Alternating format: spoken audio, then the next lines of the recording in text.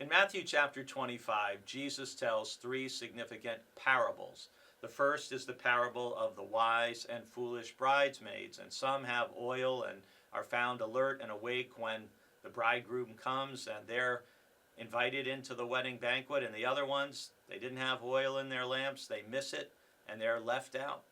And then next comes the parable of the talents, about the master who goes away for a long time after entrusting talents to three of his servants, and two of them put them to work, but the third buries his talent and hides it in the ground, and he is reprimanded severely for not putting it to work on behalf of his master, whereas the other two who put their talents to work and increase their value are praised and rewarded by their master. And then in Matthew 25 in verses 31 to 46, we have Jesus' description of the great judgment of the nations. And there is a fourfold repetition in these verses from 31 to 46 about what we are called to do as followers of Christ and the criteria that God is going to use in judging and in examining us.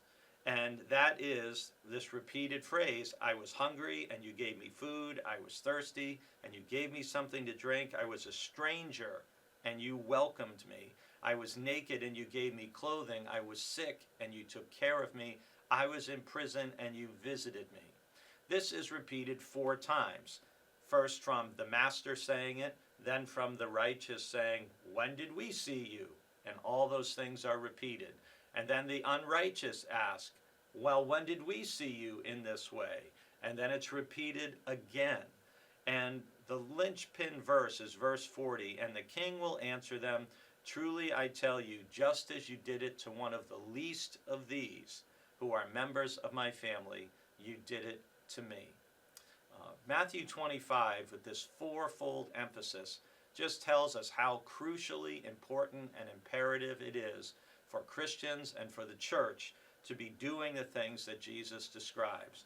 We are to give food to the hungry, to give something to drink to the thirsty. We are to welcome the stranger, or the alien is how that word is translated.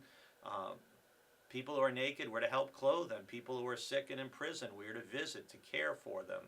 And this, Jesus says, the king says in this passage, this is the measure by which people are determined to be righteous or unrighteous. How did we treat the least of these?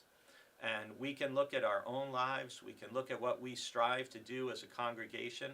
And this is also one of the ways that we can evaluate whether people are true or false teachers or prophets, as Jesus alluded to 2 days ago, is are they encouraging this kind of behavior, or are they discouraging it or even thwarting it? There is an up escalator and a down escalator, if you will, according to Matthew 25, and both people who are deemed by the king to be righteous and those who are deemed by the king to be unrighteous seem surprised at God's judgment.